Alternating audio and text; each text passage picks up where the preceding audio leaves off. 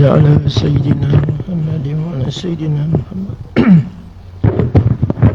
السلام عليكم ورحمة الله وبركاته.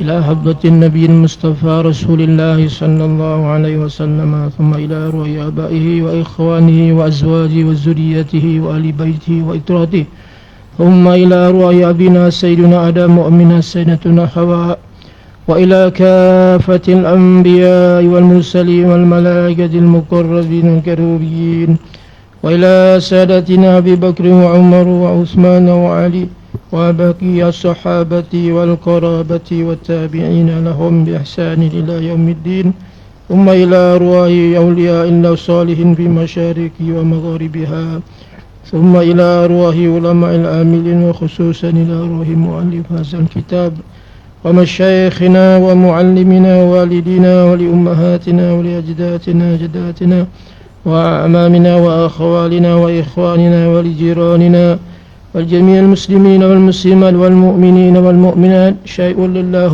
الفاتحة. أعوذ بالله من الشيطان الرجيم. بسم الله الرحمن الرحيم. الحمد لله رب العالمين الرحمن الرحيم مالك يوم الدين. إياك نعبد وإياك نستعين. اهدنا الصراط المستقيم صراط الذين أنعمت عليهم غير المغضوب عليهم ولا الضالين. آمين. اللهم إني أسألك بنور وجه الله العظيم الذي من أركان عرش الله العظيم قامت به عوالم الله العظيم، أن تصلي على مولانا محمد ذي القدر الله العظيم وعلى آل نبي الله العظيم بقدر عظمة ذات الله العظيم في كل لمحة ونفس، عدد ما في علم الله العظيم، صلاة دائمة بدوام الله العظيم، تعظيما لحقك يا مولانا يا محمد يا ذا الخلق العظيم، وسلم عليه وعلى آله مثل ذلك، واجمع بيني وبينه كما جمعت بين الروح والنفس، ظاهرا وباطنا يقظة ومناما، واجعله يا ربي روحا لذاتي من جميع في الدنيا قبل الآخرة عظيم.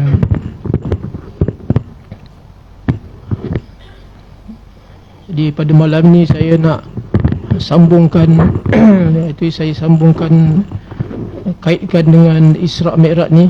Jadi pasal bulan depan tu dah bulan lain kan, dan saya nak habiskan cerita Mi'raj tu lah. Saya minta izin semua pada sidang jemaah. Jadi yang dimulakan pengurusi surau dan Tuan Imam Tuan Bilal, dan pada sidang jemaah muslim-muslimat, bapa-bapa, ibu-ibu yang dirahmati Allah Subhanahu Wa Taala. Jadi sudah sampai masanya Nabi sampai di Baitul Maqdis, yang mana Baitul Maqdis ni ketika itu menjadi kiblat bagi orang Islam. Dan sebelum Nabi diperintahkan menukar kiblat tu, asalnya kiblat kita di Baitul Maqdis. Waktu di Madinah tu ada satu masjid nama Qiblataini yang ditukarkan pada bulan Syaban kalau tak silap disuruh tukar kiblat, diperintahkan tukar kiblat daripada Baitul Maqdis ke Baitullah. Dan sekiranya kita nak dapat pahala kedua-dua, menghadap kepada dua-duanya. Jadi kalau kita di Mekah tu, kata Tok Guru, daripada posisi Rukun Yamani sebelah kiri kita, di Hajarul Aswad sebelah kanan kita menghadap situ. Jadi kita menghadap dua-dua arah. Jadi kita menghadap kepada Baitullah dan kita menghadap kepada Baitul Maqdis. Itu. Jadi sampai di Baitul Maqdis, syahadan memeganglah Jibril alaihissalam akan tangannya Rasulullah sallallahu alaihi wasallam pergi kepada batu Sukhra. Batu Sukhra ni di Baitul Maqdis. Itu batu besar yang ada di tengah Masjid Baitul Maqdis, iaitu kiblat segala anbiya alaihi salatu wasallam. Maka adalah sedia di atas batu Sukhra itu Mi'raj, dikeluarkannya daripada syurga Firdaus. Iaitu Mi'raj itu seperti tangga yang maha besar. Ini dia panggil tasbih, seolah-olah tangga yang maha besar. Dia kata seperti dan amat elok rupanya, ada pada 10 tingkat anak-anak tangganya. Satu daripada perak, mana salah satu daripada tangga daripada perak, dan satu daripada emas. ditata dengan ratna manikam, dan di kiri kanannya, tiang kiri kanan tangga tu ada kiri kanan tu kan, tangganya itu seperti yakut merah, bukan seperti betul lah, yakut merah dan putih. Nah, tangga ni maksudnya tangga yang bercahaya nur tapi hiasan dia tu dari kiri kanan dia punya itu tu iaitulah batu yakut yang merah dan putih, ada warna putih, ada warna merah berkilau-kilau, dan hujungnya yang sebelah bawah diletakkan oleh malaikat Jibril AS di atas batu sukhra, dan hujung yang sebelah atas dibawa ke arash, di bawah arash maksudnya. Jadi Nabi berada di bawah arash, belum sampai tengok arash lagi, Masya Allah. Lepas tu Mi'raj yang ke-10 tu kita tak boleh nak fikir-fikir dengan akal kita. Memang kalau kita fikir dengan akal, mungkin kita tak percaya. Sebab apa kita perlu ceritakan perkara ini, tuan-tuan, supaya kita ada pengetahuan yang mungkin kita tak tahu selama ni, kita dapat tahu insya-Allah. Sebab tu kita ulang-ulang kisah Isra Mi'raj ni. Dia tak, kalau kita nak ceramah kan, itu bukan kita ambil cerita iktibar kan, tapi kalau kita baca hadis dia baru kita nampak. Jadi supaya kita baca, jadi kita dapat dua-dua sudut arah pandang kan, daripada cara pandangan moden dan pandang orang ulama umat silam. Jadi sebab tu tak boleh tinggalkan cara-cara ulama umat silam ni. Sebab tu ketika Nabi sallallahu alaihi wasallam didatangkan tangga tadi dengan takdir Allah Subhanahu wa taala, dengan bimbingan daripada dua orang malaikat. Malaikat itu yang bernama Jibril dan Mikael, yang membimbing Nabi sallallahu alaihi wasallam dengan takdir Allah Subhanahu wa taala. Maka Nabi pun naik tangga tadi tu. Jadi batu tadi pun dah naik sekali. Batu tadi tu kan, dia dah naik sekali. Jadi Jibril kata stop. Maknanya cave, dia tertahan. Jadi batu tu tak boleh naik atas, tak boleh turun bawah. Ini ada isyarat dia. Kalau isyarat pasal batu ni dia tak boleh pergi atas, dia tak boleh pergi bawah. Jadi begitulah kita manusia, tuan-tuan. Kalau nak pengajaran kita dapat ambil, kita faham sini, termasuk saya juga. Siapa-siapa yang hati dia keras seperti batu, dia tak pergi ke mana-mana. Kalau bagi tahu pun, sebab tu dia tak boleh ikut Nabi ke atas, dan dia tak turun ke bumi ke bawah. Ini bahaya. Sebab tu jangan duduk dengan hati keras. Allahumma sallimna. Hati keras ni macam kita tak kata siapa-siapa, kita masing-masing, tuan-tuan. Kalau kita pergi kubur, tengok orang ahli kubur, tak rasa insaf. Kalau kita semayang, solat sekalipun, hati kita ke lain. Dan kalau sekiranya kan, orang yang susah, orang yang miskin, hingga sekarang, sampai sekarang ni orang minta maaf orang setengah tu do not minta sedekah, dia tahu do not disturb. Jadi kalau orang kaya-kaya tu kan, tak dilarang mengemis. Tapi kalau kita tengok di Amerika dan di California, ada orang gelandangan yang selampau orang kita kata negara-negara maju kan, duduk kat gua, tuan-tuan, lagi hebat. Jadi maknanya janganlah kita duduklah hati keras. Sebab tu kita kena banyak zikrullah, banyak zikir kepada Allah, banyak kita berlaku ibadat kepada Allah. Baik. Jadi ini Mi'raj ni maksudnya martabat seseorang itu menuju kepada Allah Subhanahu wa taala. Sebab tu setiap langit tu ada didiami oleh nabi-nabi. Jadi sebab tu tangga itu menunjukkan martabat-martabat. Ada orang yang lebih jauh martabat dia, ada yang pertengahan dan seterusnya, mengikut daripada perjuangan mujahadah dia kepada Allah dan mengikut pada ilmu pengetahuan dia. Sebab tu Allah Taala sebut yarfa'illahu allazina amanu minkum. Allah Taala mengangkat darjat orang yang beriman di kalangan kamu, wa ulul ilmi darajatun, dan orang yang punya ilmu pengetahuan dengan beberapa darjat. Jadi mengikut daripada apa yang dia amalkan dengan ilmu dia kan. Baik. Kemudian lalu Nabi sampai kepada langit yang pertama tadi. Maka sampai di langit yang pertama, Jibril pun ketuk pintu. Ketuk pintu langit. Jadi langit ni semua ada pintu.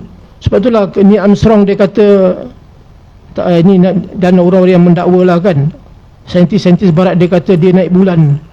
Jadi kita, kalau kita tak ada ilmu, kita kata kita angguk iyalah. Sedangkan ulama dulu dah jelaskan hujah-hujah bahawasanya itu bukan bulan, mungkin itu angkasa mana tak tahu, wallahu alam. Mungkin dia boleh reka dan sebagainya, wallahu alam. Tapi dia tak sampai naik ke langit, sebab bulan tu di langit yang pertama. bulan di langit yang pertama, matahari di langit yang keempat. Jadi bulan ni kerana cerah dia yang kita rasa macam nampak cerah, kerana langit pertama kita daripada laut yang mahfuz, laut yang tertahan. Artinya kalau bocor lah satu titik air yang daripada laut pertama tu jatuh ke bawah, tenggelam. Jadi hujan-hujan yang datang ni kita dapat daripada mana? Daripada daripada pukulan sayap malaikat. Tuan perintahkan kepada malaikat turunkan hujan di sekian-sekian benua contohnya. Malaikat tepuk, maka turun hujan. Adapun awan itu tanda nak hujan, bukan awan tu sebahagian daripada tanda nak hujan. Gelap itu maksudnya bukan mana awan tu turunkan hujan. Mungkin air tu jatuh ke awan kumpul-kumpul dia mungkin juga, tapi sebenarnya air hujan yang ada ni lah di langit yang pertama. Jadi Nabi sampai di langit yang pertama, Masya Allah. Jadi diketuk pintu langit yang pertama tadi maka berkatalah penjaga pintu langit yang pertama, siapa man anta, siapa engkau? Maka berkata Jibril, aku ni Jibril, aku Sayyidina Jibril. Jadi malaikat ni bila dengar nama Jibril semua takut. Jibril ni penghulu segala malaikat. Lalu dia mengatakan, malaikat yang jaga tadi nama dia malaikat Ismail. Jadi pintu ni dijaga kukuh, tidak boleh masuk sebarangan pintu langit ni. Ini semua ada rahsia-rahsia. Sebab tu dulu Iblis dibenarkan naik, maka sejak terjadi itu tidak dibenarkan naik lagi Iblis. Sebab itulah malaikat sentiasa jaga pintu langit ni, jangan bagi tak dibenarkan selain-selain yang menceroboh langit. Jadi Iblis sebab tu dia mahrum, dia katakan dia ditegah daripada mendapat berita-berita daripada langit. Kemudian dia mengatakan hayallahu bin nabiyyin wa min khalifatin fa ni'mal khalifata wa ni'mal maji'u ja'a. Artinya telah memberi rahmatlah oleh engkau wahai Muhammad sebagai nabi dan khalifah, maka sebaik-baik khalifah dan sebaik-baik yang telah datang. Kemudian daripada itu maka melihatlah oleh Rasulullah SAW akan Nabi Adam AS yang pertama, maka lalu ia memberi salam kepada Nabi Adam, maka memberi salam olehnya serta kata marhaban bi ibni salih wa nabi salih. Tengok, setiap nabi bila bertemu maka sentiasa mereka mendoakan, mereka tidak ada perasaan hasad dengki dan sebagainya. Mereka kasih sama-sama, mereka kasih. Kerana apa? Rezeki kamu rezeki takdir kamu, takdir aku. Tetap dia menghormati, sebab walaupun Nabi ni ialah Nabi akhir zaman, Nabi penghulu segala Nabi, akan tetapi Nabi ni kalau ikut kejadian daripada Nabi Adam kan, Nur itu yang awal kejadian tu ialah memang awalnya Nabi yang dijadikan oleh Allah, sebagaimana disebut dalam hadis yang masyhur, awalu ma khalaqallahu an-nabiyya awalu ma khalaqallahu, awal yang dijadikan ialah nur Nabi kita, nurun Nabi kaya Jabir. Jadi hadis itu sangat masyhur. Jadi tak perlu dipitikaikan lah. Jadi maknanya itu perbahasan ilmu hadis lah. Jadi maknanya tetapi dalam segi jasad tubuh badan Nabi asal usulnya daripada Nabi Adam, tu Adam juga. Baik, kemudian Nabi Adam tadi memandang di sebelah kanan dan dia tersenyum, dan dia menoleh di sebelah kiri, dia menangis. Maka lalu Nabi bertanya kepada malaikat Jibril, kenapa manakala Tok Adam ni kan, ayah Adam ni pandang ke kanan dia suka, dan sebelah kiri dia menangis kerana dia melihat anak cucu dia yang sebelah kanan tu tengah melakukan amal ibadat yang soleh. Alhamdulillah seperti kita ni, manakala dipamerkan kepada anak ni, Tok Adam kita dapat tengok kita semua ni, kita semua buat amal yang soleh, kita berada di masjid, di surau dalam masa yang baik, di waktu yang baik ni, antara maghrib isyak ni waktu yang sangat emas. Lepas sikit rugi kan, tak ada kata kita kata aku lepaskan sikit tak apa kan, memang rugi. Maghrib isyak ni sebab Tuhan bukakan rahmat pintu langit tu, tiba-tiba kita tak ada dalam majlis tu contohnya. Kalau ada uzur ke tak apalah kan, tapi jangan dibiasakan tuan-tuan ni, kalau sekali dah tinggal, nak tinggal 2-3 kali. Kemudian yang ketiga pula, Masya Allah, bila Tok Adam tengok sebelah kiri, Masya Allah, dia lihat roh-roh dia, zurat-zurat dia yang jahat, dia menangis sedih. Dan di sebelah kanan tu bau wangi, yang sebelah kiri tu bauan busuk, yang sebelah kanan tu syurga, yang sebelah kiri itu neraka, waliyahzubillah. Kemudian Nabi pun naik terus ke pintu langit yang kedua, maka diketuk oleh Sayyidina Jibril, maka ditanya, siapa engkau ni, siapa yang siapa kamu? Maka aku Jibril, siapa yang bersama kamu? Bersama aku lah Nabi Muhammad, Nabi akhir zaman. Maka suka malaikat tadi, buka pintu tadi. Jadi mereka dah menunggu-nunggu akan Nabi SAW. Maka di situ Nabi naik di pintu itu, dan Nabi mendengar ada pujian dan doa-doa untuk bagi Rasulullah, seperti yang telah demikian daripada malaikat yang pertama. Jadi malaikat semua menyambut Nabi. Kemudian maka melihatlah oleh Rasulullah akan Nabi Isa bin Maryam alaihissalam dan Nabi Yahya bin Zakaria alaihissalam. Jadi sebab apa?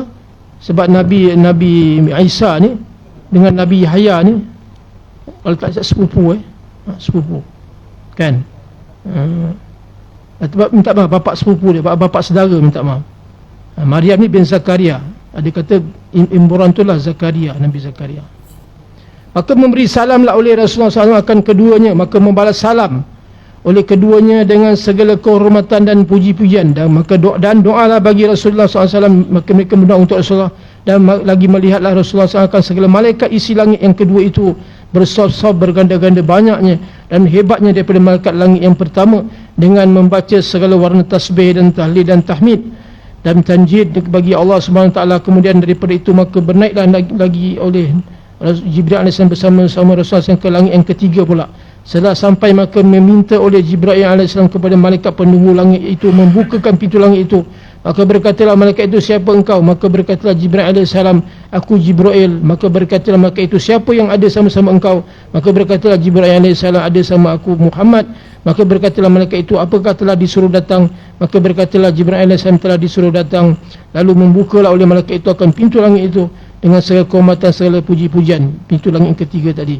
Dan doa bagi Rasulullah SAW. Maka melihat Rasulullah akan Nabi Yusuf. Nabi Yusuf berada di langit yang ketiga, yang elok rupanya. Nabi Yusuf ni mana Tuan uji dia, Tuan uji dia dengan eloknya rupa. Sebab tu ulama kata rupa, keelokan, kecantikan Nabi Yusuf ni memberi mudarat bahaya. Sebab itulah Nabi SAW lebih cantik lagi daripada Nabi Yusuf. Tetapi Allah SWT sembunyi kecantikan Nabi kita. Sebab apa?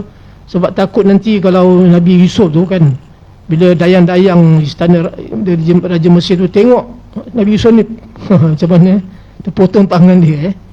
Jadi bahaya tuan-tuan. Jadi sebab tu Nabi kita, kalau sahabat tengok agaknya, kalau ulama kata kan, kalau sekiranya orang yang tengok Nabi tu, kalau wajah dia dibukakan hijab sebenar-benar wajah Nabi kan, maka manusia akan koyak-koyakkan hati dia.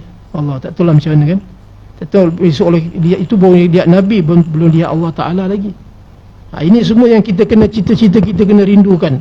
Dan esok ada kehidupan kita yang lebih best, lebih tak ada stres kan, tak ada apalah, tak ada sakit kepala, tak ada kena macam-macam, rehat saja, tak pening kepala, tak ada rasa sekarang ni ialah banyak masalah semua. Tuhan nak ampunkan dosa-dosa kita. Ya, jadi kita disampai langit yang ketiga SAW. Jadi Nabi terus lagi perjalanan Nabi. Nabi bagi salam lah macam biasa.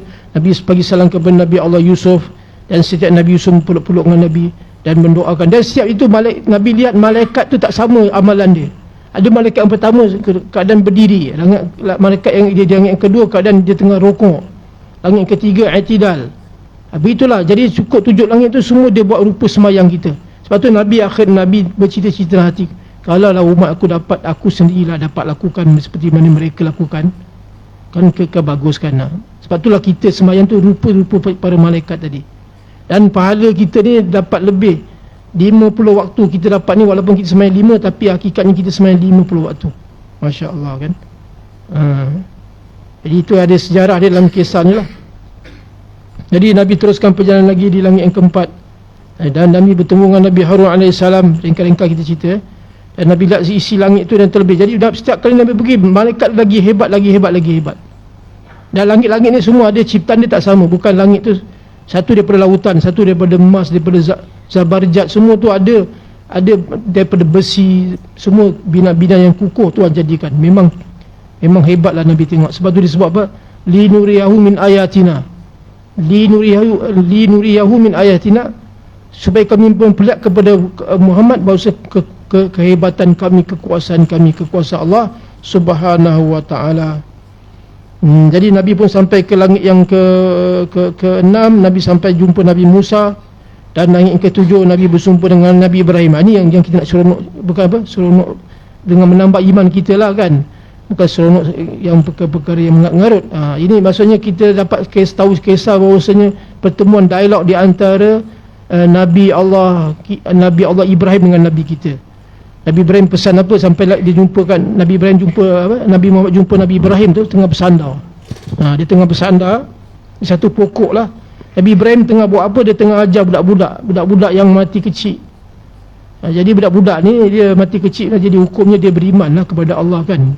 Atau kita kata walaupun dia lahir bukan pada orang bukan Islam, non Muslim, tapi kalau dia lahir luar daripada umur 15 tahun, tetap dia mati dalam keadaan fitrah. Dia mati dalam keadaan orang Islam walaupun dia bapa ayah dia tak agama Islam. Baik. Jadi Nabi Ibrahim ni ajarlah mereka. Ajar apa? Ilmu akidah. Kata ulama mengajar ilmu sifat 20 tu. Jadi dah ada zaman Nabi Ibrahim ni, memang dah susun sifat 20. Hari ni orang kata sifat 20 ni bid'ah kan. Jadi kita jangan, ulama dulu buat tu semua tu betul tuan-tuan. Cuma kita tak faham, kadang-kadang kita rasa nak belajar kitab-kitab lama ni, kita rasa macam susah lah, senang bagi buku-buku kan. Sebenarnya Tuhan sebut dalam wama ba'dal haqq ila dhalal. Tidaklah benda yang sebenar itu yang sebenar melainkan sesat. Tapi cara kita nak mengajar tu kita boleh tukarlah caranya kan. Bukan nak cari ikut cara lama, kita nak boleh kita moden kan, tak ada masalah, tapi tetap kita pegang dengan cara kaedah yang lama tu. Kerana itu semua itu daripada futuh daripada Allah Ta'ala, daripada ulama-ulama dulu tu, semua daripada Quran dan hadis. Baik. Jadi sampai itu Nabi Ibrahim pun pesanlah kepada Nabi Muhammad, ya Muhammad, kamu ni anak cucu aku. Sebab Nabi Ibrahim tu kan Nabi Ismail terus kepada atuk-atuk Nabi kan. Jadi Nabi Ibrahim pesan banyakkan tanam-tanaman syurga, risal jannah, banyakkan kamu tanam-tanaman syurga. Apa tanam-tanaman syurga? Banyakkanlah membaca subhanallah walhamdulillah wala ilaha illallah Allahu akbar, subhanallah walhamdulillah wala ilaha illallah Allahu akbar, maka tumbuh. Jadi kita seolah sudah cop, kita dah tempah dah kan. Hari ni kita nak tempah, nak deposit duit rumah, mungkin satu biji rumah, 2 biji rumah kita mampu. Tapi dalam syurga besok, kita sekarang berkemampuan selagi mana kita ada umur. Ulama kata selagi mana kita ada umur, itu kita ada modal akhirat. Dah kalau dah mati dah tak boleh buat dah amalan ni kan. Jadi selama mana kita mampu, sekarang kita cop banyak-banyak tuan-tuan. Orang boleh cop rumah tak apa kan, itu semua akan binasa. Tapi kita cop apa tanam-tanaman syurga, apa dia? Nabi Ibrahim pesan, so banyakkan umat membaca subhanallah walhamdulillah wala ilaha illallah Allahu akbar. Sebab tu untung orang yang banyak bersemayam tasbih, orang yang banyak tasbih. Dan tasbih ni sebenarnya dia menguatkan kan. Sayyidatun Fatimah mengadu, ya Rasul mengadu kepada Rasulullah, ya Rasulullah, capek lah kan, capek ni letih buat kerja. Dia mengadu bukan mengadu kat Sayyidina Ali, mengadu kat, sebab Sayyidina Ali orang yang zahid, orang yang susah kan. Sayyidina Ali ni dia mengambil upah, tiap-tiap hari mengambil upah, dapat upah 4 dirham, disedekahkan semua. Itu Sayyidina Ali, itu memang sifat mereka pemurah. Jadi mengadu kat Sayyidina Rasulullah, Fatimah mengatakan letih lah buat kerja seharian kan. Jadi baik sebab kamu amalkan ni ya Fatimah, Rasulullah kata. Sebelum tidur baca subhanallah, alhamdulillah, yang kita tasbih itulah kan 33 kali, alhamdulillah, subhanallah, Allahu akbar. Jadi ini termasuk juga orang yang banyak tasbih. Jadi itu bukan saja dia menguatkan semangat kita, membarukan semangat kita, dan bahkan dia menjadi saham. Sebab tu kita rasa semangat sebab apa kan? Sebab apa bila kita baca tasbih ni kita jadi semangat? Sebab roh kita tahu, kenal dah dia dah suka kerana kat syurga besok. Kenapa hari ni kita rasa lemah? Kerana roh kita ni menderita tuan-tuan. Sebab tu kita kena kenal roh kita ni. Roh kita ni dia nak balik ke tempat asal dia. Sebab tu lah bila kita mati, jasad kita tinggal kat dalam tanah, maka yang pergi besok bertemu dengan Allah ialah roh kita. Jadi jagalah roh kita ni kan. Jagalah roh kita daripada ancaman-ancaman nafsu, dunia, syaitan dan makhluk. Jadi itulah yang tersirat daripada kisah Isra' Mi'raj ni. Lalu dia pesan pada Nabi Ibrahim banyakkan subhanallah. Kata satu riwayat, kata Nabi Ibrahim pesan baca la hawla, dia panggil hawqala, la hawla wala quwwata illa billahil aliyyil azim.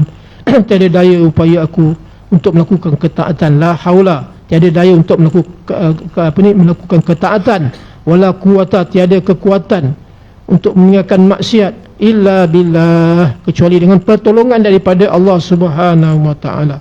Lalu daripada situlah Nabi Ibrahim mempesan kepada Nabi Allah kita Nabi Muhammad, maka sukalah Nabi Muhammad dengan pesanan tadi.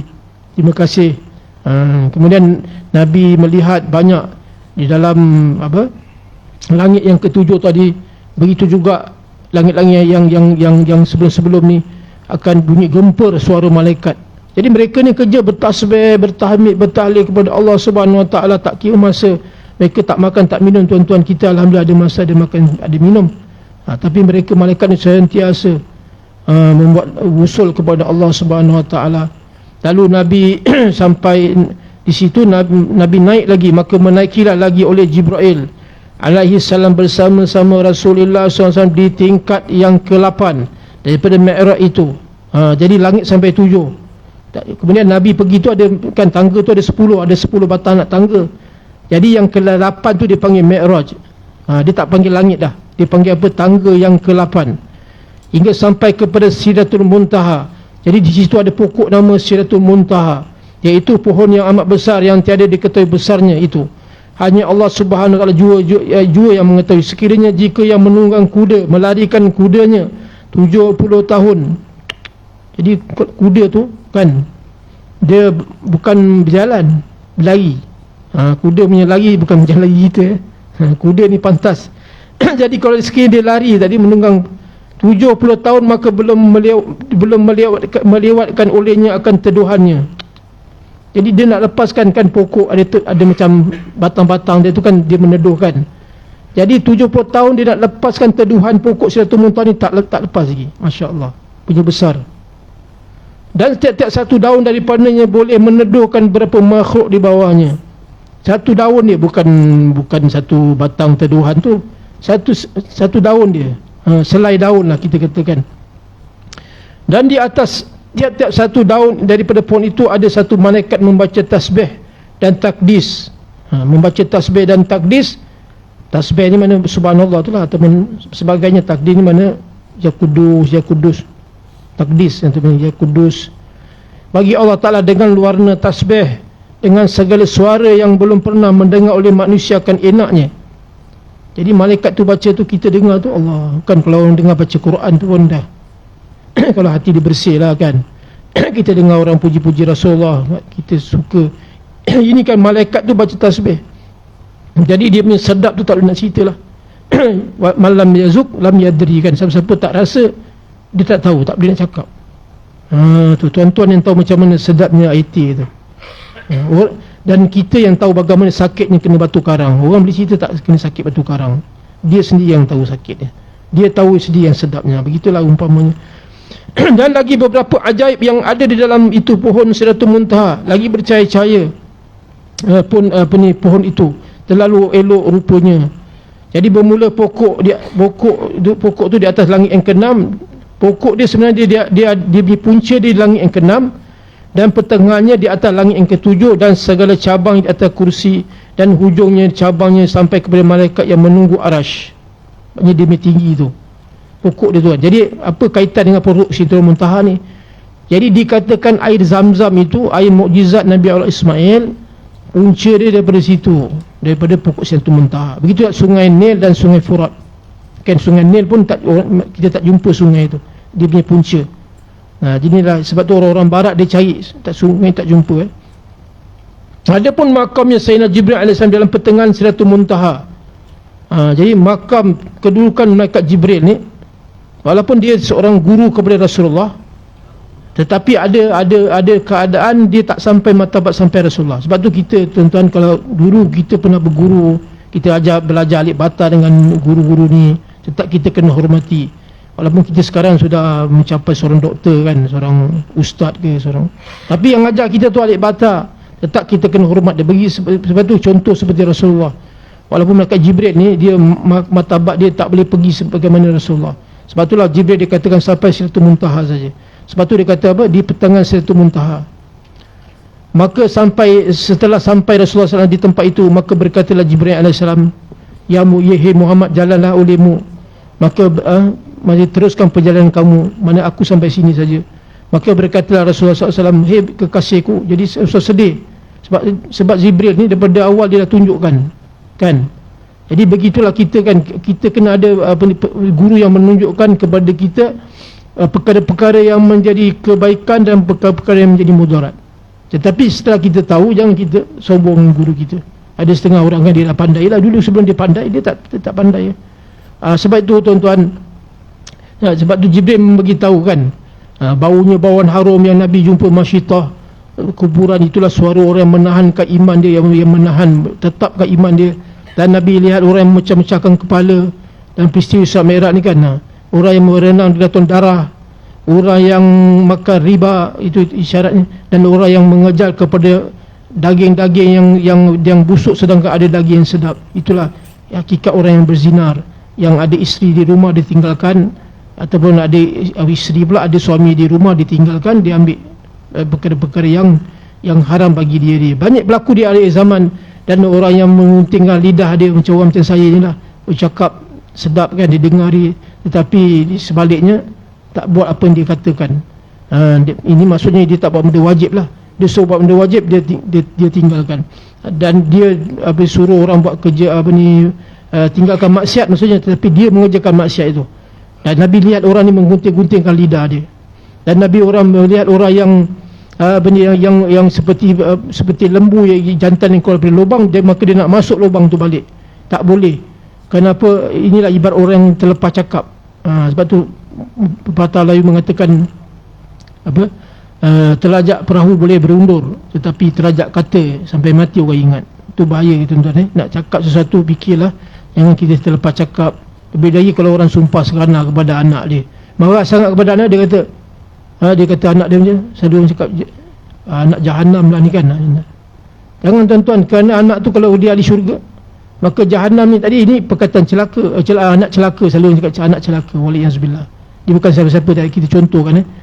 Jadi bila dia cakap anak dia celaka, sedangkan anak dia ahli syurga, maka anak dia seperti yang kita kata celaka tu tak pergi kepada anak dia. Jadi celaka ni nak pergi kepada pokok-pokok tak nak, pergi kepada daun-daun tak nak, pergi kepada bumi-bumi tak nak, matahari semua tak nak. Akhirnya perkataan tadi dia pergi ke orang yang cakap tadi.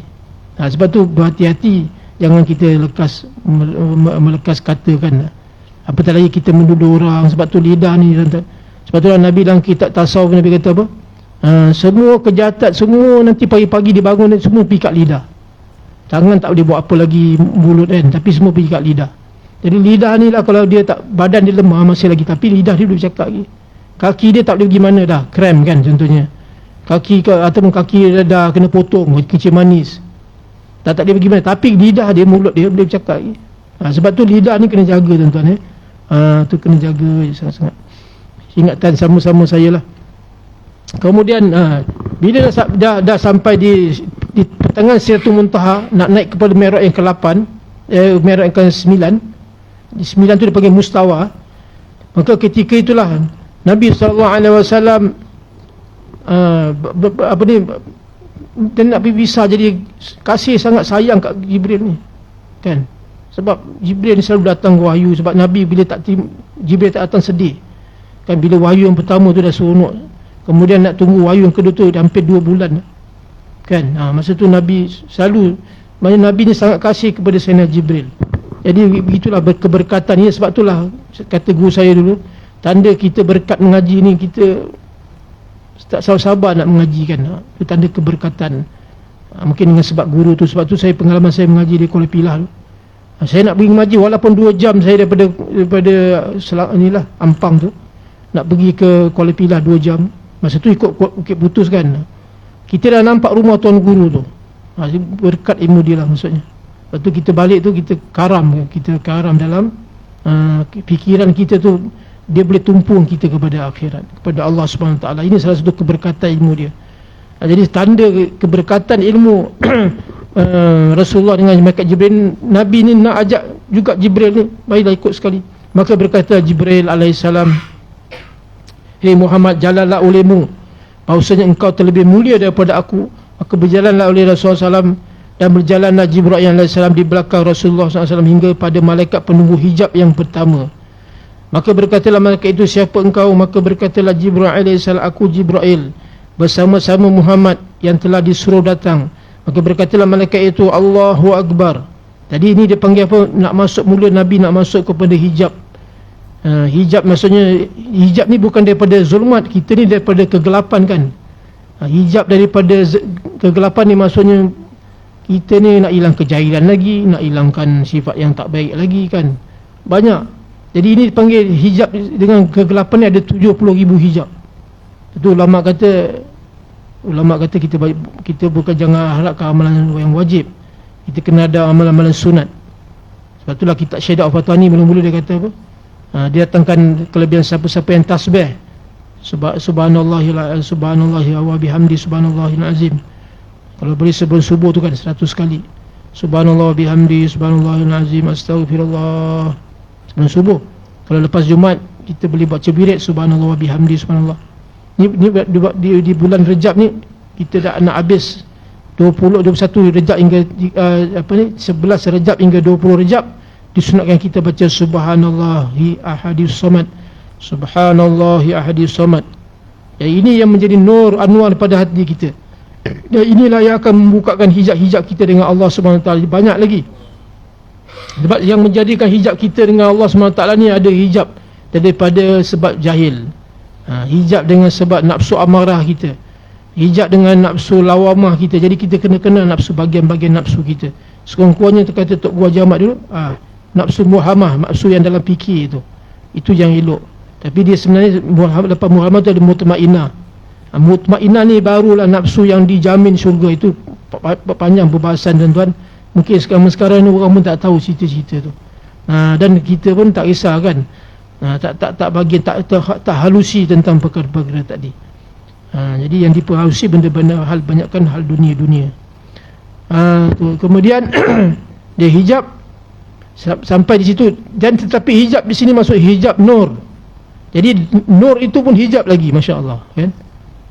Dengan nur tu pun terhijab. Kalau orang, macam mana saya cakap, orang yang buat ibadat dia rasa tenang kan, dia dapat pahala dah kan, tapi dia rasa tenang, dia pun pegang ketenangan dia pun pegang amal dia. Dalam kitab hikam dia sebut. Lepas tu kita kena cari ahli yang menerangkan masalah tipu daya yang bagian. Dah buat ibadat dah, okey dah, sembahyang subuh, sembahyang tahajud, tapi dia hati dia pegang dengan amal dia. Dia tak pegang dengan Allah Taala. Dia ada beza tu kan. Jadi sebab tu kita kena, sebab dalam nur ni pun ada hijab lagi, insya-Allah. Jadi bukan tuan nak susahkan kita, tapi ini semua ini sunnah-sunnah. Jadi supaya kita ni jangan merasa apa, rasa dah cukup dah, kita dah lengkap dah. Itu sebab itulah orang cari ilmu ni macam orang kaya lah kan. Dia rasa orang kaya tak cukup rezeki dia, dia nak lagi kan. Begitu juga orang cari ilmu, dia rasa banyak lagi aku tak tahu lagi sebenarnya. Lalu makalah berkatalah sampai di situ malaikat hijab ni, malaikat Jibril dah tak boleh ikut dah. Kalau sekiranya dia ikut bersama Nabi, dia akan hangus terbakar. Sebab itulah nanti dia akan sebutkan ayat Quran. Maka berkatalah Rasulullah SAW padanya, hai kekasihku, mengapa tiada bernaik olehmu? Maka berkatalah Sayyidina Jibril AS, wa ma minna illa maqamun ma'lum. Yang ayat Quran ya. Tiadalah ada daripada bangsa kami, wa ma minna illa lahu maqamun ma'lum. Tiada bangsa kami malaikat ni hanya senya baginya tempat yang terketahui adanya. Maksudnya bagi malaikat ni, maksudnya daripada bawah dia sampai pertengahan Sidratul Muntaha. Daripada Arash dia tak boleh turun sampai kepada Sidratul Muntaha. Maksudnya dia di pertengahan Sidratul Muntaha, jadi baina. Jadi ini keadilan Allah Subhanahu Wa Taala. Tetapi manusia ni, nak katakan kan, hamba Allah Subhanahu Wa Taala ni, dia boleh, maksudnya Tuhan bagi kemungkinan dia boleh maksudnya sampai kepada Mi'raj Allah SWT. Sebab itulah ulama mengatakan ini peluang ni masih terbuka kepada kita semua, bukan saja pada Nabi saja. Tapi agak sukar nak kan, Tuhan tak memperwajibkan. Jangan kita memperwajibkan kan. Sebab tu ini Tuhan tak memperwajibkan. Ini atas jalan kita yang kita bersungguh-sungguh. Sebab apa dalam dapat kan ada ulama mengatakan as-salatu mi'rajul mu'min. Sembahyang itu kita boleh menghadap Allah, mana boleh berjumpa Allah Subhanahu Wa Taala. Mi'raj. Macam mana Nabi Mi'raj jumpa dengan Allah di malam Isra Mi'raj 27 Rejab. Jadi kita boleh jumpa Allah Subhanahu Wa Taala. Tetapi bagi siapa yang nak lah. Tapi di akhir-akhir ni dah tak ada. Sebab itulah Tuhan sebut sullatum minal awwalin wa qalilum minal akhirin. Orang-orang dulu banyak. Ya. Uzan.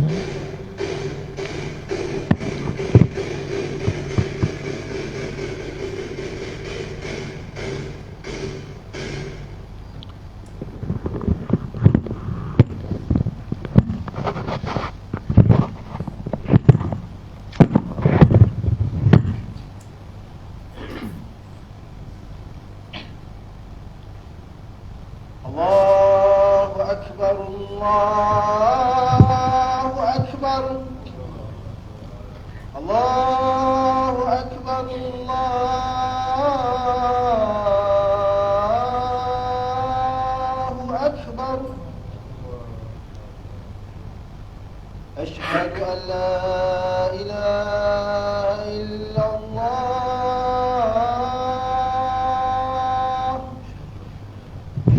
أشهد أن لا إله إلا الله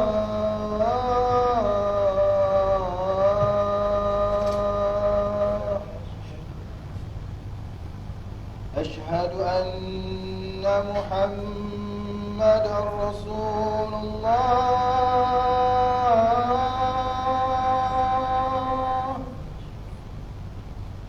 أشهد أن محمد رسول الله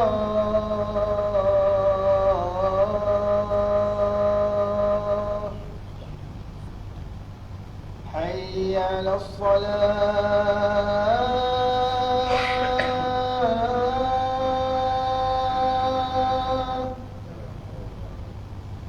حي على الصلاة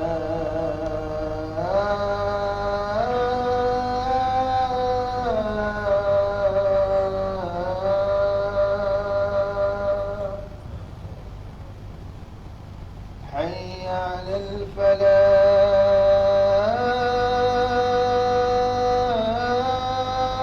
الفلاح حي على الفلاح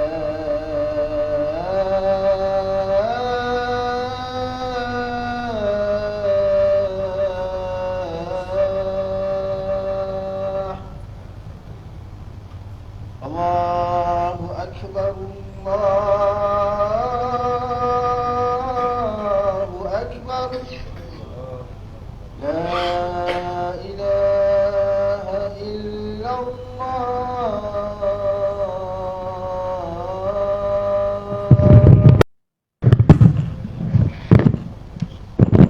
صلى الله عليه وسلم رب هذه الدعوة التامة الصلاة القائمة سيدنا محمد الوسيلة والفضيلة وبث مقاما محمولا الذي وأنت إنك لا تخلف الميعاد رب اغفر لي والوالدي رب اغفر لي والوالدي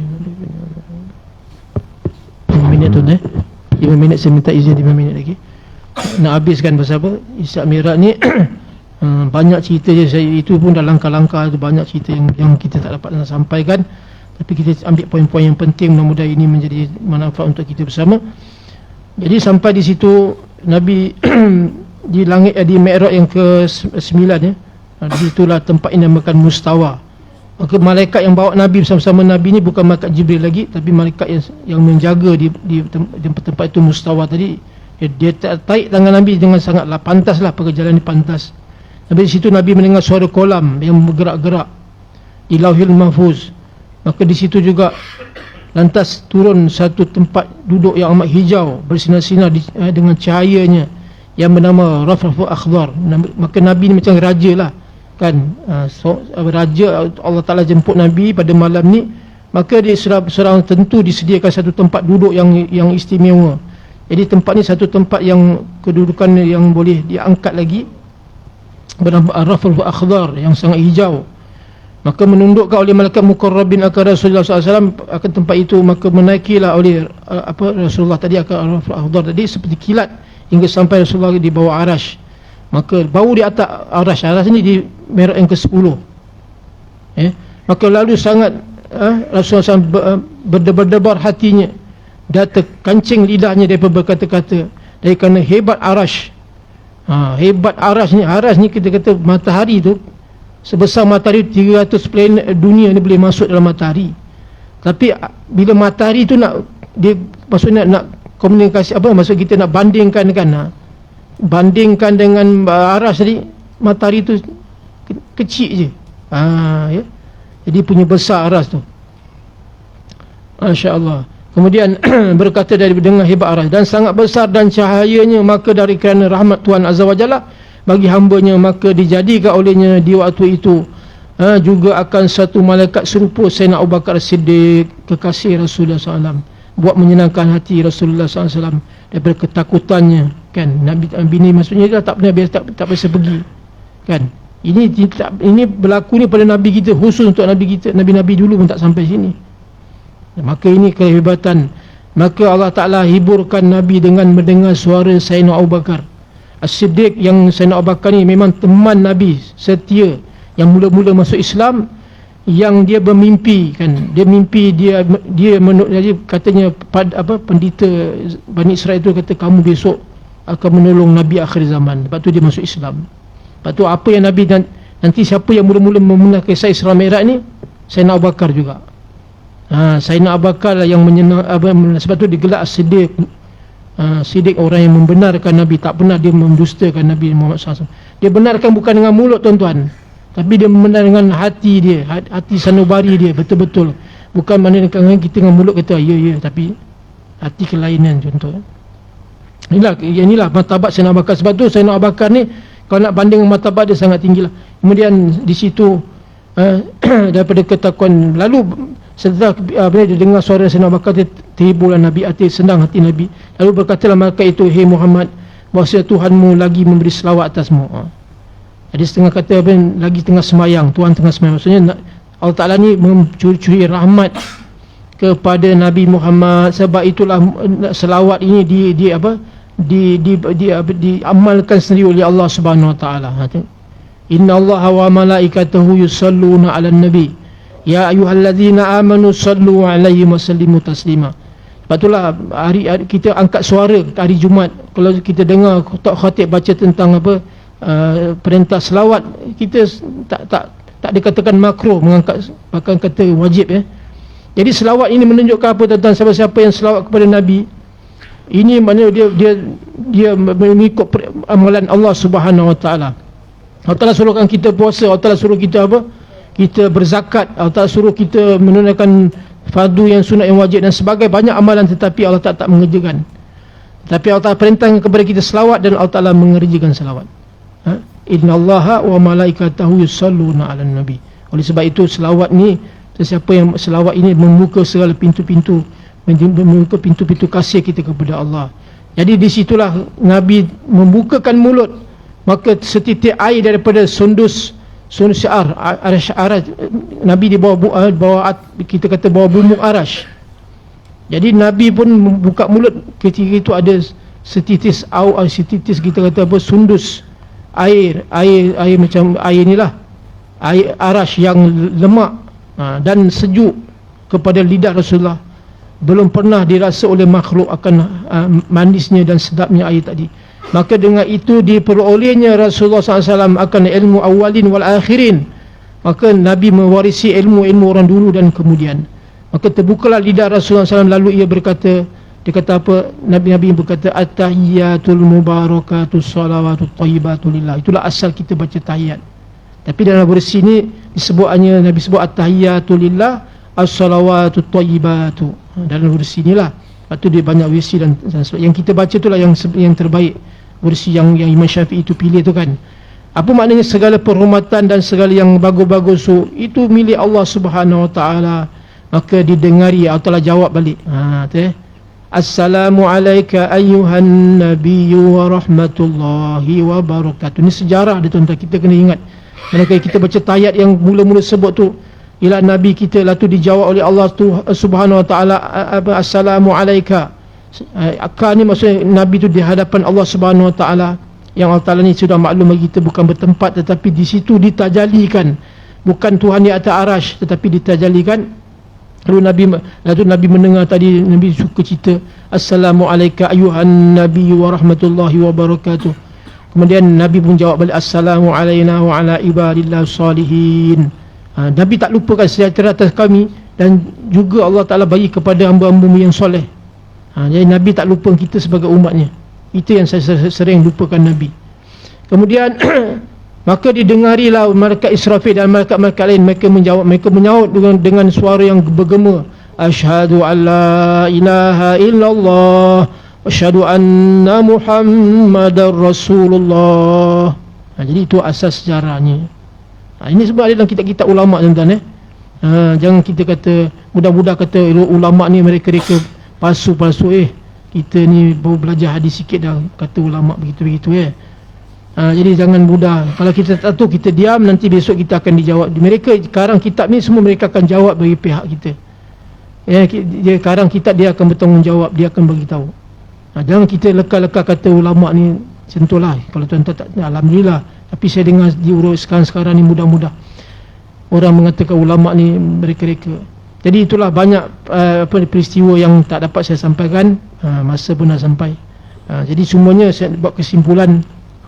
Marilah kita sama-sama buat kesimpulan daripada kisah Isra Mi'raj ini, untuk kita mengamalkan satu amalan daripada hadis Nabi SAW yang dalam kitab Mukashafatul Qulub bagi Imam Ghazali.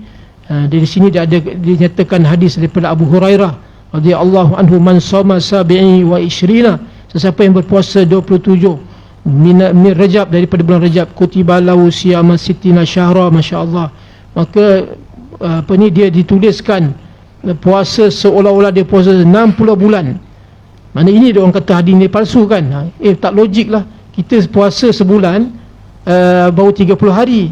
Tahun depan pula kita tunggu tahun depan 30 hari. Sebab tu dia kata tak logik. Sebab apa?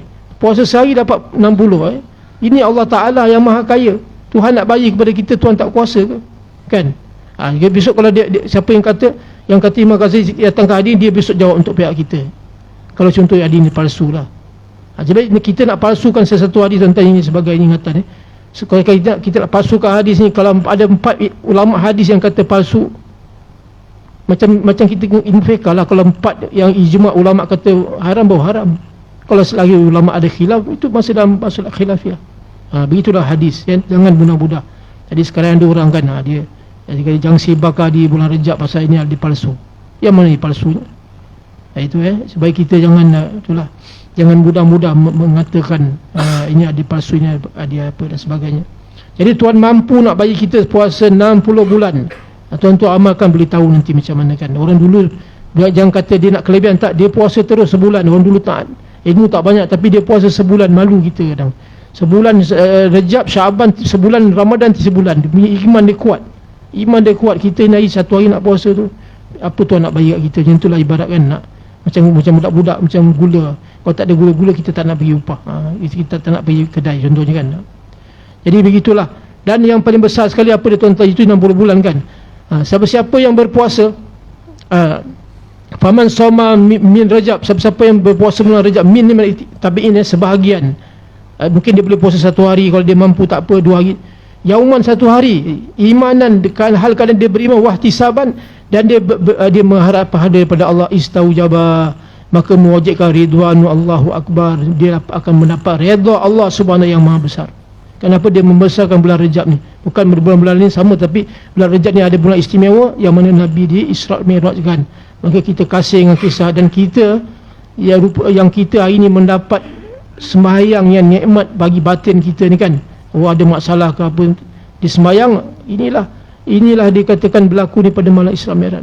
Jadi sama-samalah kita membesarkan Allah SWT, membesarkan Nabi kita, dengan kita membesarkan bulan-bulan yang mulia, dengan kita menceritakan riwayat sejarah tuan-tuan. Mudah-mudahan kita termasuk dalam ahli syafaat Nabi SAW.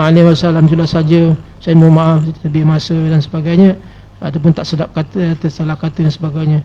Allahumma salli wa sallim ala sayyidina wa syafi'ina Muhammadin wa ala alihi wa sahbihi wa sallim, waj'alna min khiyari ummati wa min ahli syafaati fi rahmatika ya arhamar rahimin.